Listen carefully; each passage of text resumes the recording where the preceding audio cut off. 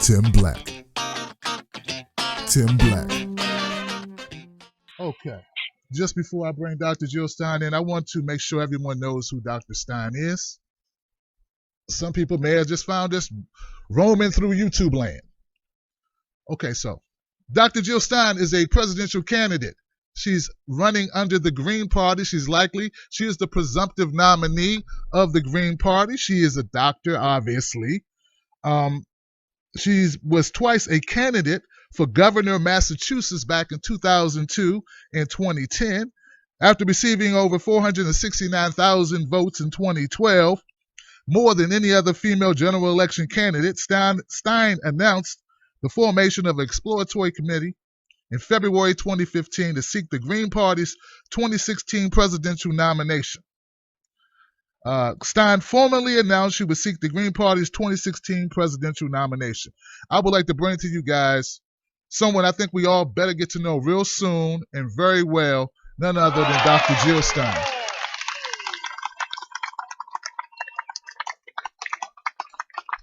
Hello, Dr. Stein. How you doing? I'm doing great. You can just call me Jill, and it's really great to be with you, Tim. Well, I thank you so much for taking time out. How'd your live stream go on Facebook? It was really, really fun. And I think we had a really, really big reach. And it was, I think for a lot of people, it was like coming home. I really wanted to do that today with the incredibly sort of shocking events of today. I just really wanted people to know that we're here for you and that I feel so much love and appreciation for the incredible work that you have done with Bernie's campaign to lift up this movement that we all share, and we all work on it in different ways. And what you did with Bernie was just history changing and life changing. And I just so want everybody who worked so hard and has been kind of thrown for a loop by the Democratic Party in the way that it fought Bernie, really, the way it kind of tried to sideline him from the start.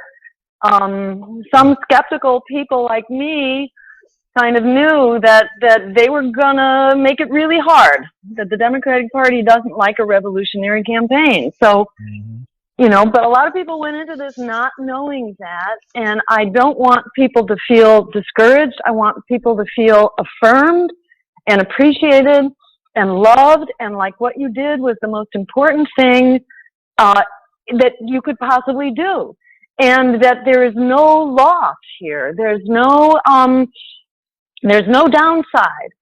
You seized that moment of Bernie's campaign and the Democratic Party primary.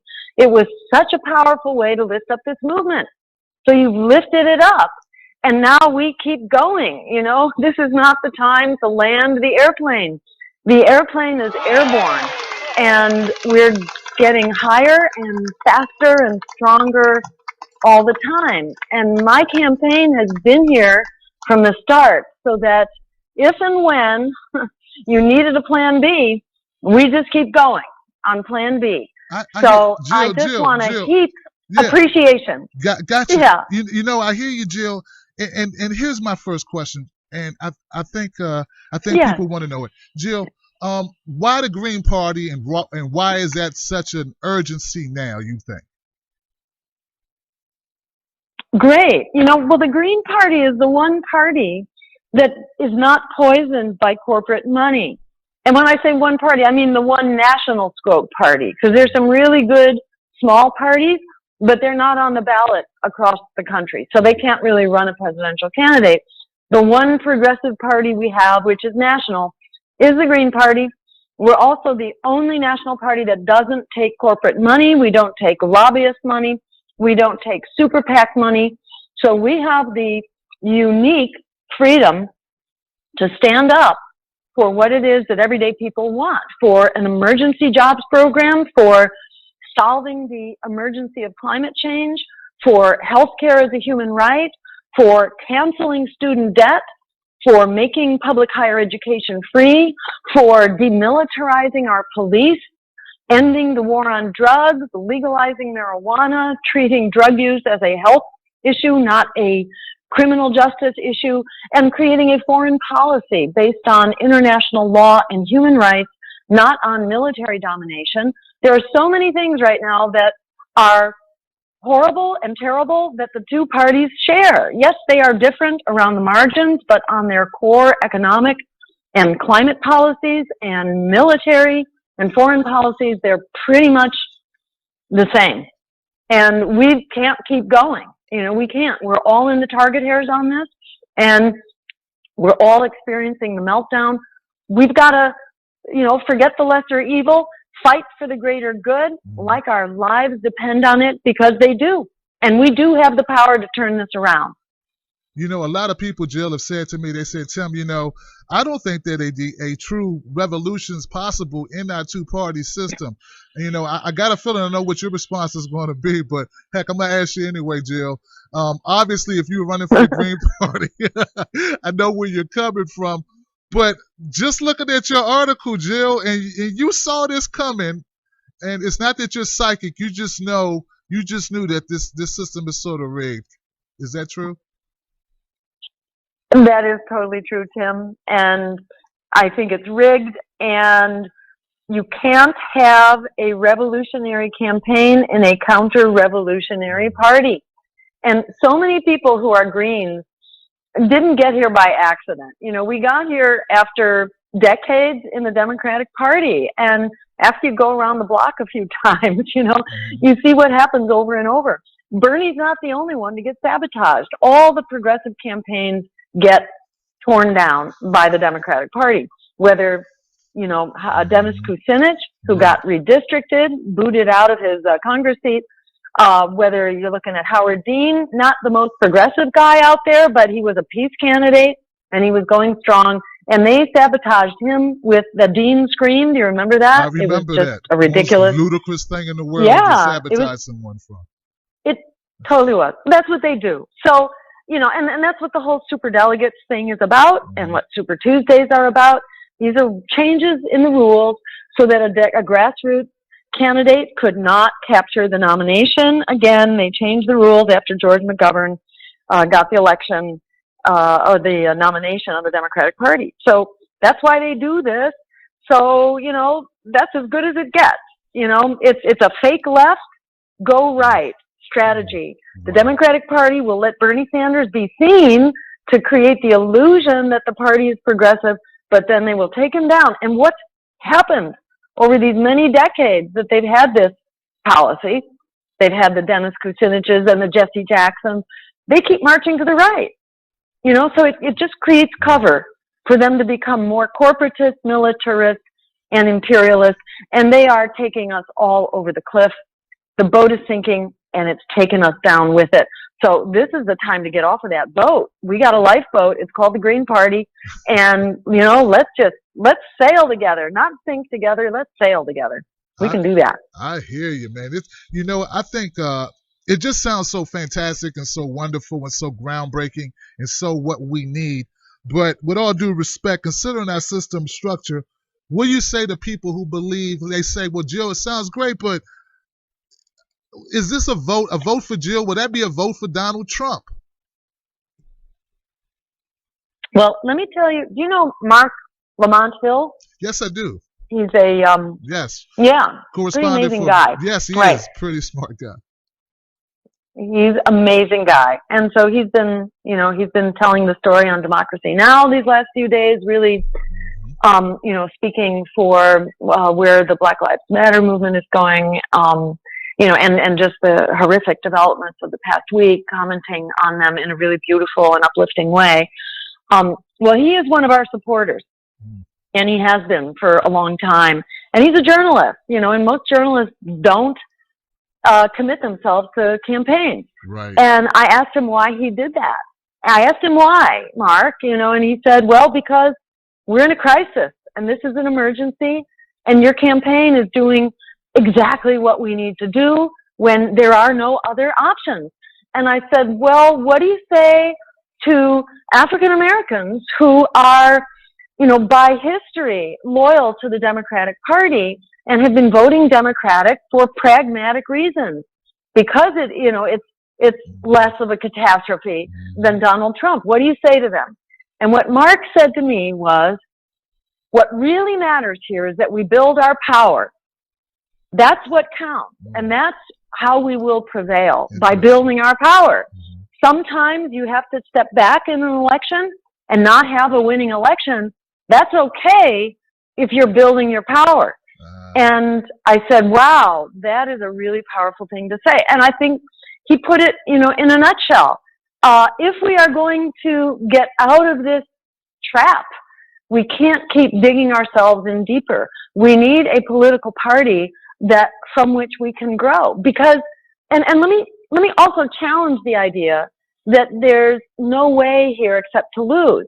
In fact, we're talked into powerlessness all the time. In the words of Alice Walker, the biggest way people give up power is by not knowing we have it to start with.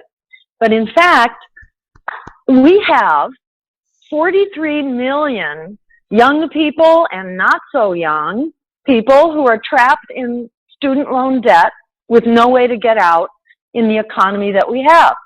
Now, it just so happens I'm the only candidate who will cancel the debt for the students like we did for the crooks on Wall Street. Right. If we cancel their debt, well, how about we bail out their victims, And it turns out 43 million is enough to win the election. So just by getting that word out, that people who are in debt can come out and cancel their vote, well, guess what? We could actually make that a reality, because that's a huge incentive to come out and spend a couple hours voting. Even if you spend a whole day voting, and you get yourself out of $50,000 or $80,000 worth of debt, it's so worth it. And society needs this. This isn't just about doing a favor to young people who have debt. Society doesn't move forward unless we have a younger generation that's leading the way. And right now, that generation has two hands tied behind its back, and they're working 2 and 3 part-time jobs just to keep a roof over their head. And the birth rate has plummeted, and they don't have a life. They don't have a place to live. They don't have a job. They don't have a family. They don't have a future. Right. So they don't have a future. Our society doesn't have a future. We all need to bail them out, because they lead us forward not only on the economy, they lead us forward on social justice, on Black Lives Matter, on climate justice, on ending the wars, on doing all those things that we need to do in the social movement. It is always the younger generation that leads us forward. So this is good for all of us. And by getting the word out that we can cancel debt just by mobilizing young people to come out and vote for themselves, we could turn this election on its head. And the underdog, that is us, we could become the top dog. We don't have to split the vote. We can flip the vote. Forget split the vote. We can flip the vote. I love it. And we need to think of ourselves with the power that we can actually have. I think this is so important for people to hear it, because I think some people are starting to get a little cynical all over again, and that's the last thing we want. But I'd like to focus on this one point about the differentiation between you and your college plan and the college plan all of a sudden that Hillary has, because it's changed a little bit since she started running. So just for folks who may have started thinking Hillary, I want Jill, could you please explain the difference between your plan and Hillary's plan? Right. Okay. So Hillary's plan, first of all, she doesn't bail out the students at all. Okay. So that's a lot of people. That's 43 million people right there. This is this is like more than a generation of people. This is a lot of people. This is enough people to win the election, especially if you bring out a family member who's sympathetic that you're stuck in debt for the rest of your life. We could win a two-way race just on the power of debt. So it's the difference between night and day between Hillary and my campaign on student debt. She doesn't even recognize it as a life-changing issue. It is. I see. So, it's a society-changing issue. So, Jill, your plan would affect people who currently have debt. Her plan will address people starting to go to college, say, if this bill is ever magically, if she magically follows through. So sort of like the people who get a great deal on cable, who sign up tomorrow, the people who already have cable get hosed. Is that what you're saying? That's sort of the way Her plan is structured. Yes, that's right. I Her hate that plan plan. would start for people in the future, Mm-hmm. but it depends on a lot of things. Right. So first of all, you know, what you can be sure is that people, what's the saying? There's a saying about this, that programs that are for poor people are poorly funded. And you can be sure they're not going to be around very long. So if you set up a free college program that is need-based, it's going to be destroyed. The only way that public service programs survive is if they're for everybody. So free college needs to be for everyone, like free high school. You know, Right. We used to have free high school before we started privatizing our public schools. But we have a right to free high school education. Well, now you need a college education if you're going to survive in the current economy. So it should be provided for free. And it should be provided for everybody for free.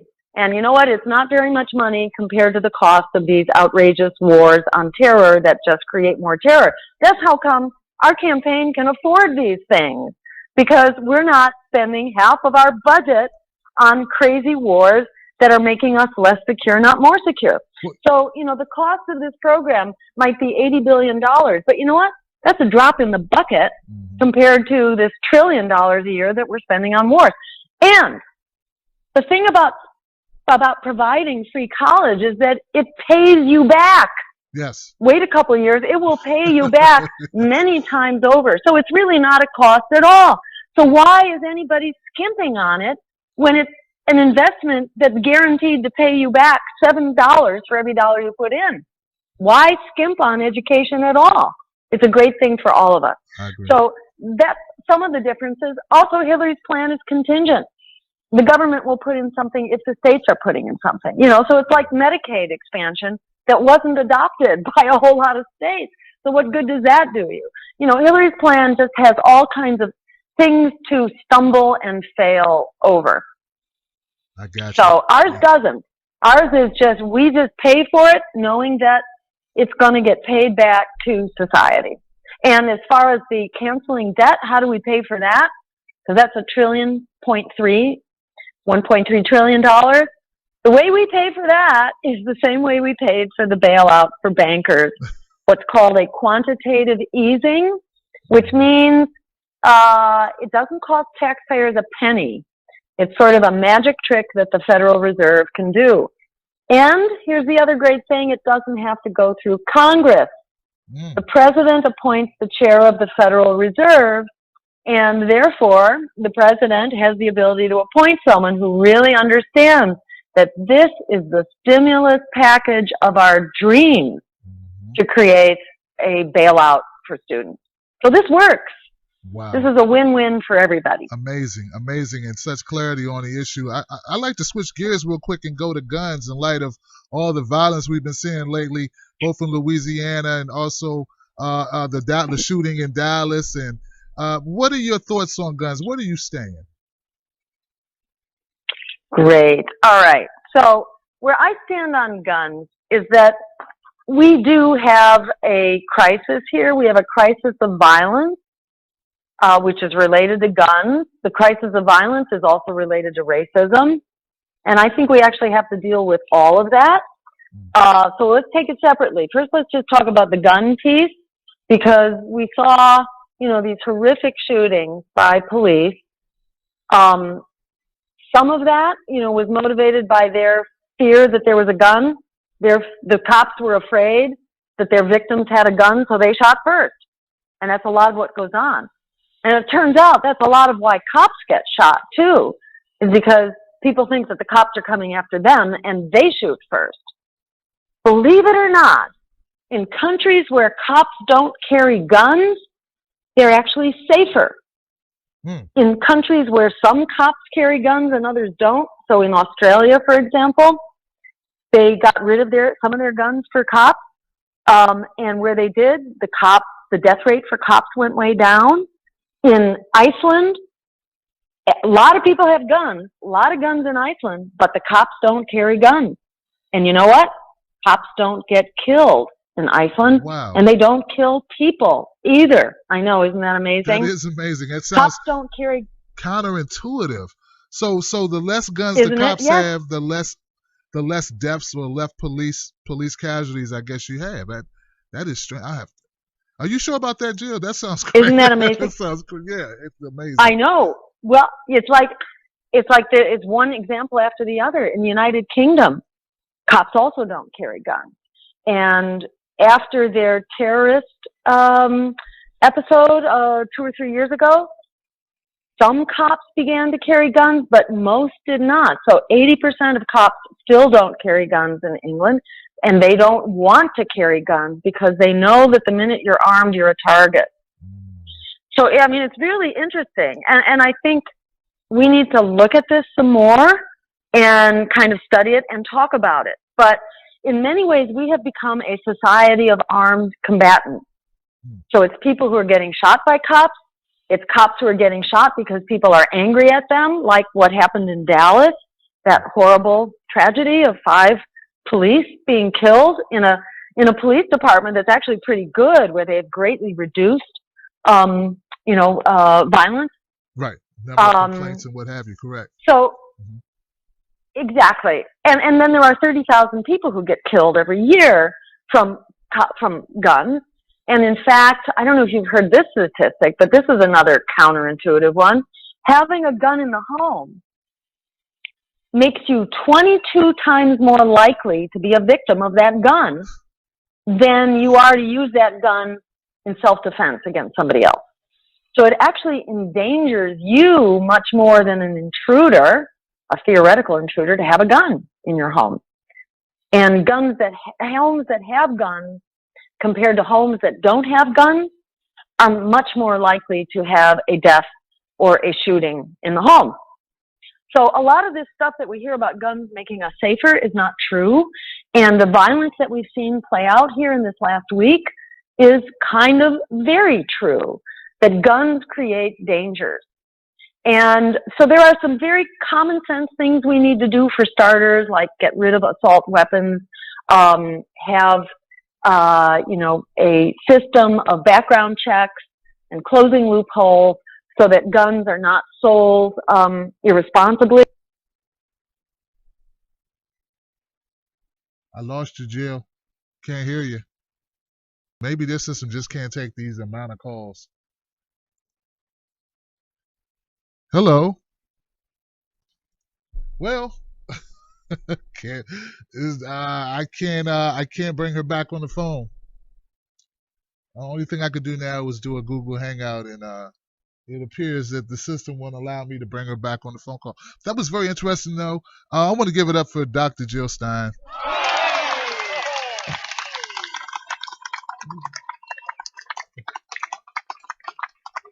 Hopefully, I had enough there that we can actually put that up and give people a real good understanding of her and her platform and what she's about. Unfortunately, this call system is not the best, I guess. I would like to share a little bit more about Dr. Jill Stein's endorsement. Well, not endorsement, but her response to Sanders' endorsement of Clinton. I was looking at these articles, and I'm going to be honest with you guys. It made me feel a little bit like maybe I didn't do enough vetting about the Democrat Party and what we were really up against.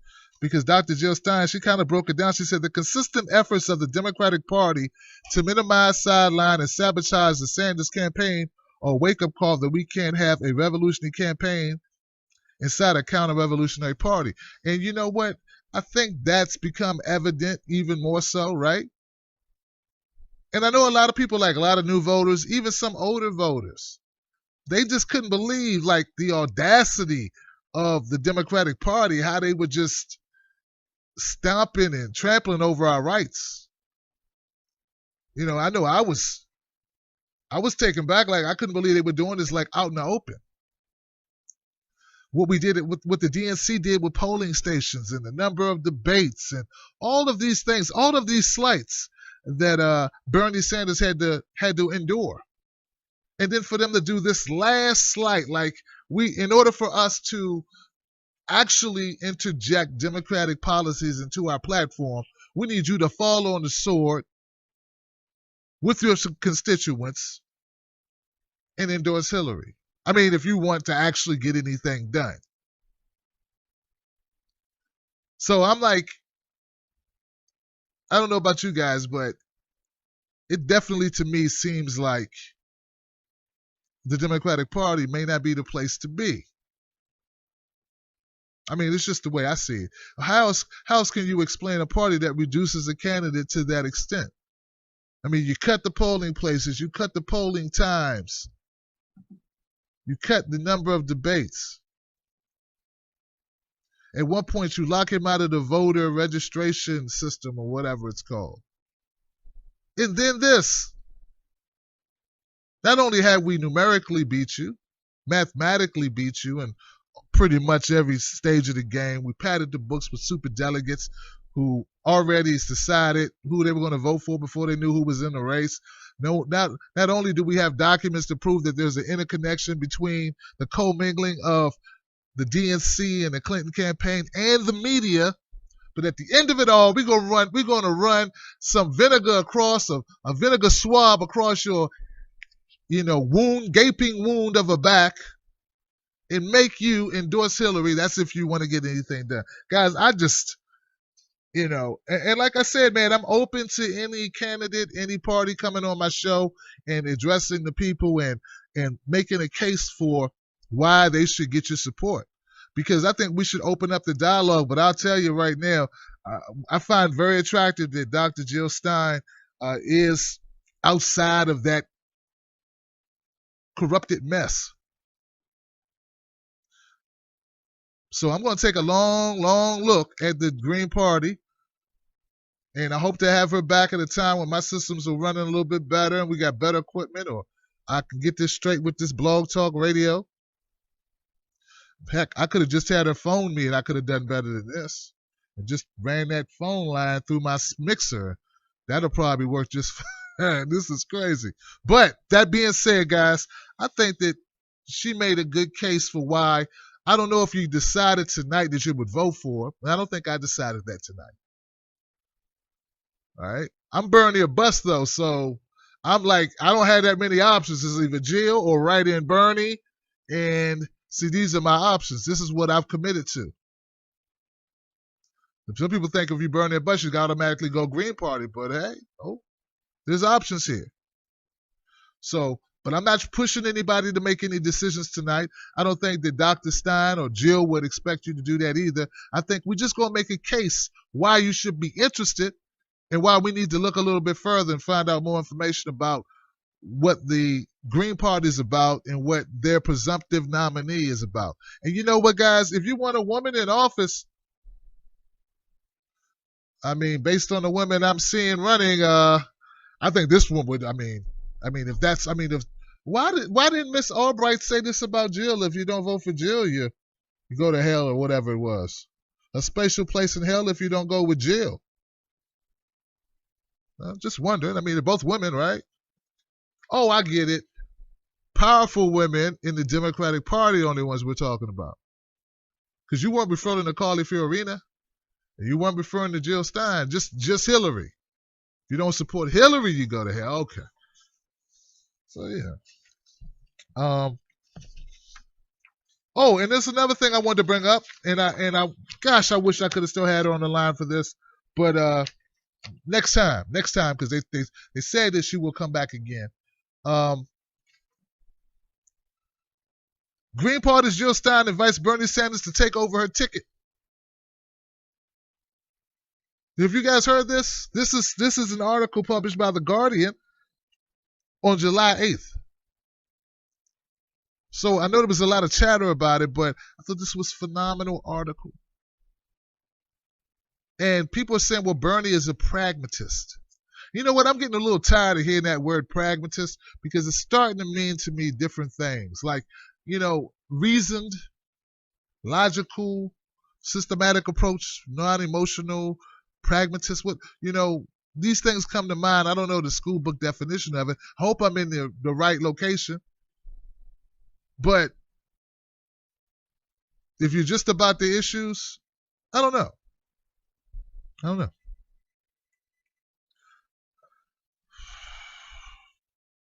If he continues to declare his full faith in the Democratic Party, it will leave many of his supporters very disappointed. she said, Jill said. That political movement is going to go on. It isn't going to bury itself in the graveyard alongside Hillary Clinton. See, that's the type of, that's what I'm talking about. Not being in the graveyard next to Hillary Clinton. See, that's what I'm talking about. That's why I wanted to do this show tonight. Amidst the only hurdle that I had to overcome to get it done, I think it's important that we stand up. It's important, man, that we fight for it, that we stand up. Because, look, you upset right now, okay? But next week, right, when you're not as upset, you're going to need this information. So let's go ahead and get the information now, because we know this is going to wear off. And it's going to become normal. What happened, we'll still be a little sore about it. But you get where I'm going? Because these problems that we're concerned about, like fracking, mass incarceration, healthcare, education, police brutality, environmental change, climate change, however you want to put it, environmental protections, all these things that concern us, jobs overseas, the TPP. I didn't even get to that yet. I wanted to ask Dr. Jill that. But those problems haven't gone away. So we got to look at it. We're going to have to pony up, and we're going to have to look at this, because if you walk away and you say, you know what, I'm through with politics, I'm not interested anymore, I got burned again. If you do that, the problem still exists.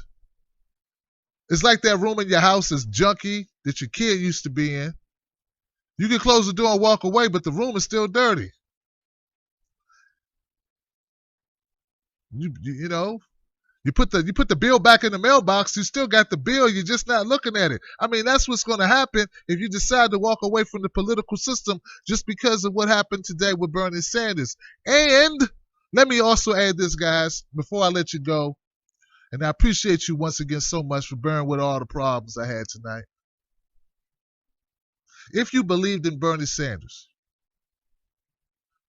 if you truly believed in the man, and if you thought the man was sincere, that he has ethics, all these great things, right? Then a person that you believe in, that you believe is sincere, you think he's on the up and up, hopefully you listen to him. And one of the things he said, I remember way back when I first got in touch with him, one of the things that inspired me about Bernie Sanders is he said this. He said, this is not about me. This is about us. And I remember every video I would end it with all the hashtags. America together. Not me, us. We are one. Those are my favorite hashtags. Now, we need them to be something more than just hashtags now. We need them to be real. We need them to be real. We need to put them in play right now. That's what we have to do. Because if we recoil, if we get apathetic, if we just go back to going, nothing we can do, oh, see what I told you. If we do that, then we never were really behind him, and we never really listened, because he told us this wasn't about him. That's why when all the critics said, well, Bernie, how can you get this done? He kept saying it wasn't going to be me, it was going to be the people. So look, with all the people that I know, and all the people that I love, and all the people in Tim Black's Wolfpack, and all the people that they know, and all the people we can reach, I think we can make a difference. And don't listen to those people who say, well, look at Trump, and we're scared of Trump. Listen. Or I vote for Jill as a vote for Trump, and all that talk. I think Mark Lamont Hill and Jill Stein had a very good point. Sometimes you got to crawl before you walk, but if we don't ever start crawling, we will never walk. I'm your man, Tim Black. I want to thank you once again for being here tonight. Let's get our crawl on. Then we can get our walk on. So then we can run, guys. Then we can gallop and we can sprint. And that's what's going to take it to the top. I appreciate y'all.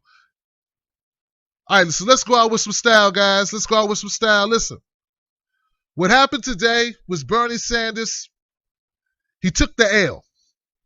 Come on, guys, he took the L. I love him, but he took the L. I'm Tim Black. I'm going to tell you the truth. If you got on a funny-looking shirt, I'm going to say you got on a horrible shirt. If you say, Tim, do I look too big in these pants? If you do, I'm going to tell you. And I'm telling you this, Bernie took the L today. And you can say he did it for great reasons. It was a great sacrifice. Fine. he still took the L. But I believe it's not just Bernie. I believe it's up to Bernie. He'd be your president, or he'd have the nomination, because that's what he was in it for. He wasn't in it to endorse Hillary, so let's not get it twisted. Let's not get it twisted. They sought to destroy his candidacy, and they succeeded. They wanted to take Bernie's cornbread. You gonna eat your cornbread? Mm-hmm. And Bernie's like you and I, man. He was fighting it every step of the way. When they closed the polling stations, when they shut them down early, when they said the machines don't work, when they whited out votes, when they gave out provisional ballots and then threw those ballots in the trash. But they did all the horrible things they did. When the media colluded with the DNC, who colluded with Hillary Clinton.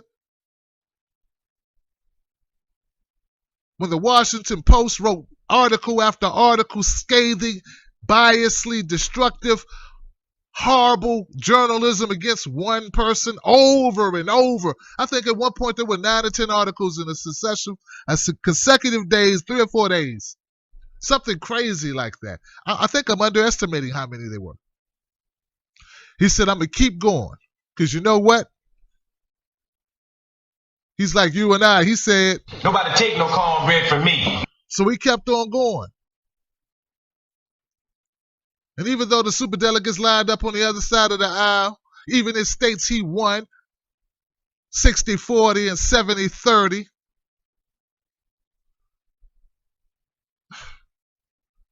I'm getting upset just thinking about it. At the end of all that, even though mathematically she had all but secured the nomination, you think that they could do it.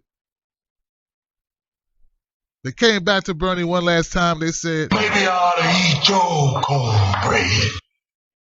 So today, Bernie Sanders had to do what he needed to do in order to be able to get some of the things that you and I wanted on the docket. That's what he did. He put that on the docket. He's not getting a big house in Switzerland with 20 maids and 25,000 cars, and he's not getting his own Gulfstream jet, own island in the Pacific. What did he get for it? What he did it for was for us.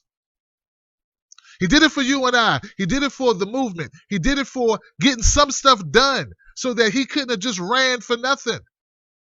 Because they would rather give him nothing, right? You do realize Hillary would rather not concede anything, right? I mean, I remember not too long ago she was saying, I don't need Bernie supporters with foes. So all I'm saying is, guys, Bernie Sanders took the L today, and they took his cornbread. But the only way they get to keep his cornbread, if you let them keep it, because we can take it back. And I'm saying we need to take a long look at Jill Stein, long look at the Green Party, and look at our other options. And make sure with full certainty that what? There's going to be consequences and repercussions. That there are going to be some consequences and repercussions for doing my man Bernie Sanders like that. I'm Tim Black, guys. Thanks for tuning in. As you all know, my favorite comedian is Dave Chappelle. And at a time like this, Dave Chappelle would say, let's sprinkle some crack on him and get out of here. Woo! Well, I'm Tim Black. My guest was the presidential candidate, Dr. Jill Stein. And we just sprinkle some facts on them and we out of there. I'll catch you guys tomorrow at noon when we'll do a recap of this show after I cuss out Blog Talk Radio for making me lose my caller. But I love you guys. Thank you so much for being here. And we will pick this up tomorrow night at 9 p.m. Eastern Standard Time. Zalazar, we got some editing of this video to do so that we can put the word out. You got to Jill. Or take a Jill pill. Or license to Jill. There's so many of them. Jill just goes with so many things, but my favorite one is Jill, not Hill. Next time, people. Tim Black. Tim Black. Tim Black. Yes, I am. Nobody take no cornbread from me.